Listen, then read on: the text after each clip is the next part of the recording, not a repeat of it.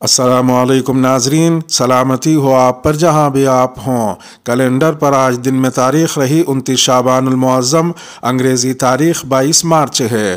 اپنے میزبان راہی حجازی سے عالمی خبریں سنیے۔ قرآن نذر آتش کرنے والے سیاستدان کے برطانیہ میں داخلے پر پابندی۔ برطانوی حکومت نے قرآن کو نذر آتش کرنے والے سیاستدان ریسمس پالوڈن کے ملک میں داخلے پر پابندی عائد کر دی ہے۔ بین الاقوامی میڈیا کے مطابق اسلام مخالف سیاستدان ریسمس پالوڈن نے رواں سال کے اوائل میں سویڈن کے دارالحکومت اسٹاک ہوم میں قرآن کریم کی بے حرمتی کی تھی، جس پر عالمی سطح پر مسلمانوں کی جانب سے شدید رد عمل کا اظہار کیا گیا تھا۔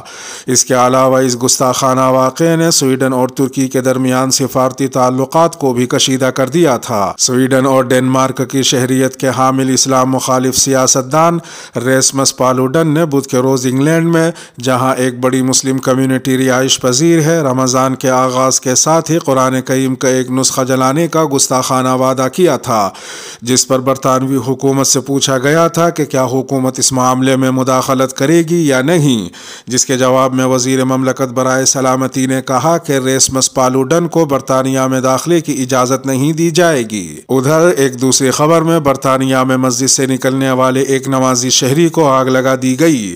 برطانوی پولیس نے کہا کہ انسداد دہشت گردی پولیس اقدام قتل کے کیس کی تفتیش کر رہی ہے، جس میں مسجد سے نکلنے والے شخص کو آگ لگا دی گئی تھی۔ فرانسیسی نیوز ایجنسی AFP کے مطابق اس حملے کے بعد برمنگھم کے علاقے ایجبسٹن میں پیر کو 7 بجے کے بعد ایک شخص کو گرفتار کیا گیا۔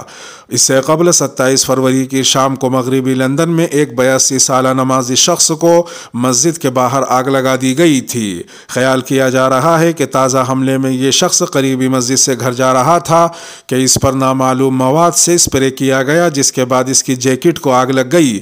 اس کا چہرہ جل گیا، جس کے بعد اسے اسپتال پہنچایا گیا، جہاں اس کی حالت خطرے سے باہر ہے۔ افغانستان سے شمالی ہندوستان تک رات گئے زلزلے کی دہشت، پاکستان میں 9 افراد جاں بحق۔ گزشتہ شب افغانستان، پاکستان سمیت پورے شمالی ہند میں زلزلے کے جھٹکے محسوس کیے گئے اور خوفزدہ لوگ اپنے گھروں سے باہر نکل آئے۔ زلزلے کا مرکز افغانستان کے ہندو کش علاقے میں تھا، تاہم اس سے پاکستان میں 9 افراد کے جاں بحق ہونے اور تقریباً 200 افراد کے زخمی ہونے کی اطلاع ہے، جبکہ افغانستان میں بھی 2 افراد جاں بحق ہوئے ہیں۔ انڈیا میں زلزلے کا اثر دہلی NCR، اتر پردیش، جموں کشمیر، اتراکھنڈ، ہماچل پردیش، پنجاب اور مدھیہ پردیش میں دیکھا گیا، جبکہ پاکستان کے 3 صوبوں پنجاب، خیبر پختونخوا اور بلوچستان میں زلزلے کے جھٹکے محسوس کیے گئے تھے۔ اس زلزلے کے باعث، جس کی شدت 6.8 تھی، صوبہ خیبر پختونخوا میں کم از کم 9 افراد جاں بحق جبکہ 46 زخمی ہوئے ہیں۔ ترجمان PDM خیبر پختونخوا نے BBC سے بات کرتے ہوئے کہا کہ خیبر پختونخوا کے علاقوں سوات، چترال، سوابی، خیبر، لوئر دیر اور مردان میں گھروں کی چھتیں گرنے کے باعث یہ ہلاکتیں ہوئی ہیں۔ پاکستان میں قید افغان شہریوں کو رہا کر کے افغانستان واپس بھیج دیا گیا۔ افغان وزارت خارجہ نے درجنوں افغان قیدیوں کی پاکستانی جیلوں سے رہائی کی تصدیق کی ہے۔ افغان وزارت خارجہ نے ایک پریس ریلیز میں کہا کہ اسلام آباد میں افغانستان کے سفارت خانے اور کراچی میں افغانستان کے جنرل قونصلیٹ نے صوبے سندھ کی جیلوں سے 190 افغان قیدیوں کو رہا کرایا۔ ان قیدیوں کی افغانستان منتقلی کے تمام اخراجات افغان قونصلیٹ ادا کرے گا۔ خبر کے مطابق طالبان حکومت کی کوششوں سے پاکستان کی مختلف جیلوں سے اب تک 1893 افغان قیدیوں کو رہا کر کے اپنے وطن بھیجا جا چکا ہے۔ واضح ہے کہ اس سے قبل ایران نے بھی افغان حکومت کی درخواست پر افغان قیدی رہا کر کے افغانستان کے حوالے کر دیے تھے۔ ادھر ایک دوسری خبر میں تورخم کسٹم انتظامیہ کے حکام کا کہنا ہے کہ گزشتہ سال ہر قسم کی اسمگل شدہ اشیاء ضبط کرنے کے علاوہ گزشتہ سالوں کے مقابلے میں 3 ارب افغانی زائد ریونیو جمع کیا گیا ہے۔ تورخم کسٹمز کے ڈائریکٹر انجینئر مسلم خاکسار نے باختر نیوز ایجنسی کے رپورٹر کو بتایا کہ اس وقت تمام انتظامی امور سسٹم کے تحت ہو رہے ہیں اور کوئی فزیکل رقم وصول نہیں کی جا رہی ہے، یہی وجہ ہے کہ کرپشن کی سطح 0 تک پہنچ چکی ہے۔ مسلم خاکسار نے مزید کہا کہ 3 سال پہلے کی آمدنی 1 ارب افغانی تھی، جبکہ 2 سال پہلے کی آمدنی 2 ارب تھی اور اس سال کی آمدنی 5 ارب افغانی ہے، جو کہ دیگر سالوں کے مقابلے میں کئی گنا اضافے کو ظاہر کرتی ہے۔ تحریک انصاف پر پابندی کے اشارے مل رہے ہیں۔ سابق امریکی خصوصی ایلچی برائے افغانستان زلمے خلیل زاد نے کہا ہے کہ ایسے اشارے مل رہے ہیں کہ پاکستان کی پارلیمنٹ آئندہ چند روز میں پی ٹی آئی پر پابندی عائد کر سکتی ہے۔ سابق امریکی سفارتکار زلمے خلیل زاد نے اپنے ٹویٹ میں کہا کہ حکومت سپریم کورٹ سے عمران خان کو الیکشن کے لیے نااہل قرار دینے کا بھی کہہ سکتی ہے۔ ان اقدامات سے سیاسی پولرائزیشن اور تشدد میں مزید اضافے کا امکان ہے۔ زلمے خلیل زاد نے کہا کہ ایسا لگتا ہے کہ حکومت نے عمران خان کو ریاست کا دشمن نمبر 1 بنانے کا فیصلہ کر لیا ہے۔ اس طرح کے اقدامات پاکستان کے سیاسی، اقتصادی اور سلامتی کے بحران کو مزید گہرا کریں گے۔ زلمے خلیل زاد کا یہ بھی کہنا تھا کہ پہلے ہی کچھ ممالک نے پاکستان میں سرمایہ کاری کو معطل کر دیا ہے اور IMF سے معاہدہ بھی غیر یقینی کا شکار ہے۔ مذکورہ اقدامات سے پاکستان کے لیے عالمی حمایت میں مزید کمی آئے گی۔ ادھر ایک دوسری خبر میں سعودی عرب میں گرفتار پاکستانی شیعہ عالم علامہ ناظر عباس کو سعودی حکومت نے رہا کر دیا، جس کے بعد وہ وطن واپس پہنچ گئے ہیں۔ واضح ہے کہ علامہ سید ناظر عباس کو گزشتہ ماہ عمرے کے دوران حرم شریف میں مذہبی جھنڈا لہرانے پر سعودی انتظامیہ نے مکہ مکرمہ سے گرفتار کر لیا تھا۔ ایک تیسری خبر میں وزیر اعظم پاکستان شہباز شریف نے رمضان المبارک میں بجلی کی بلا تعطل فراہمی کی ہدایت کی ہے، جس کے بعد وزارت توانائی نے سحر و افطار اور تراویح کے اوقات میں لوڈ شیڈنگ نہ کرنے کا فیصلہ کیا اور اس سلسلے میں ملک کی تمام بجلی کی تقسیم کار کمپنیوں کو ہدایات جاری کر دی گئی ہیں۔ اداکارہ حنا خان نے رمضان سے قبل اپنا عمرہ ادا کر لیا۔ بھارت کی اداکارہ حنا خان نے رمضان سے قبل اپنے اہل خانہ کے ہمراہ پہلا عمرہ ادا کر لیا ہے۔ حنا خان کی جانب سے منگل کے روز انسٹاگرام پر مکہ مکرمہ سے اپنی تصاویر جاری کی گئی اور انہوں نے بتایا کہ وہ عمرے کی ادائیگی کے لیے فیملی کے ساتھ مکہ آئی ہیں۔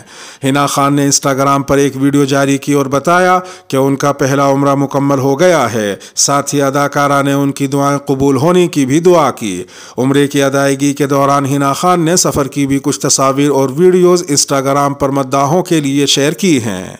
ادھر ایک دوسری خبر میں بھارت کی سابق ٹینس اسٹار ثانیہ مرزا شوہر شعیب ملک کے بغیر عمرہ ادائیگی کے لیے سعودی عرب پہنچ گئی ہیں۔ ثانیہ مرزا نے انسٹاگرام پر والدین، بہن اور بہنوئی کے ہمراہ سعودی عرب سے چند تصاویر شیئر کی اور کیپشن میں عمرہ ادائیگی پر اللہ کا شکر ادا کیا۔ تصاویر میں ثانیہ مرزا کو اہل خانہ کے ہمراہ حرمین شریفین میں دیکھا جا سکتا ہے۔ ثانیہ مرزا اپنے بیٹے اذہان ملک کو بھی ساتھ لے کر گئیں۔ ثانیہ مرزا کی پوسٹ اور تصاویر پر سوشل میڈیا صارفین کی جانب سے جہاں نیک خواہشات کا ذکر کیا گیا، وہیں متعدد صارفین شعیب ملک کی غیر موجودگی پر پریشان ہو گئے اور ثانیہ مرزا سے متعدد سوال کرنے لگے۔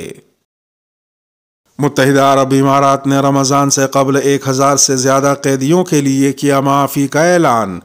متحدہ عرب امارات نے رمضان المبارک سے قبل 1000 سے زیادہ قیدیوں کو معاف کر دیا ہے۔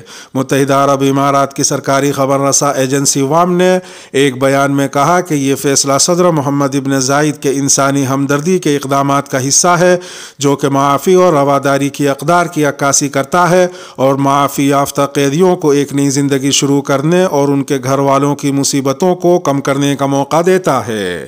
واضح ہے کہ سعودی عرب اور متحدہ عرب امارات سمیت خلیجی ممالک میں منگل کی شام رمضان المبارک کا چاند نظر نہیں آیا تھا، جس کا مطلب یہ ہے کہ یہاں رمضان کا پہلا روزہ جمعرات کو ہوگا۔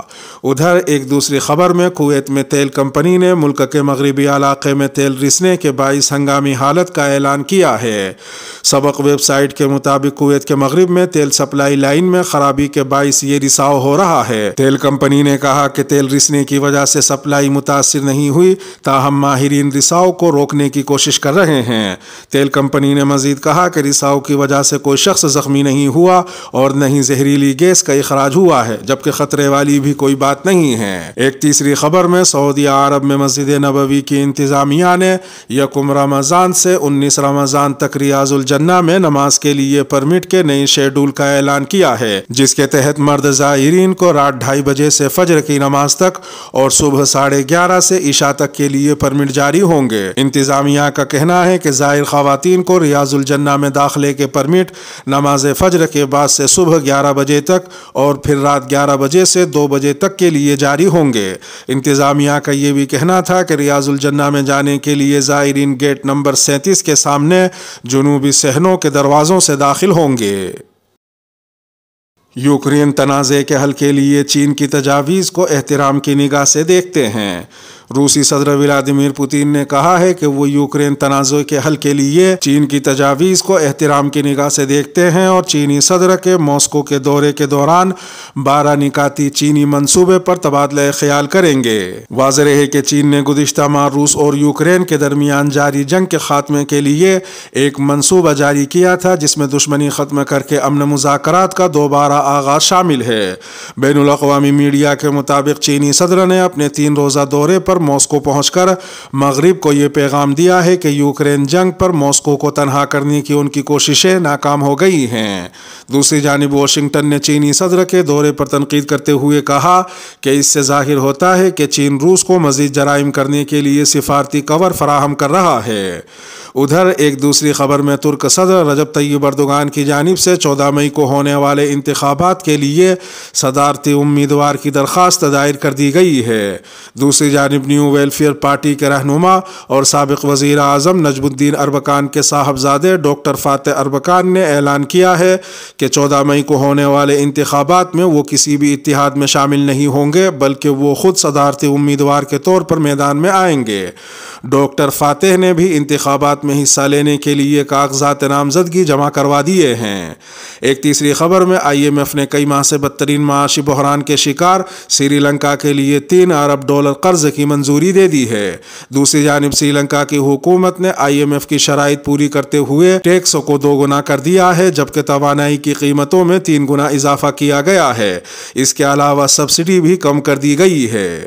اس کے ساتھ ہی خبروں کا اختتام ہوا۔ سلامتی ہو آپ پر جہاں بھی آپ ہوں۔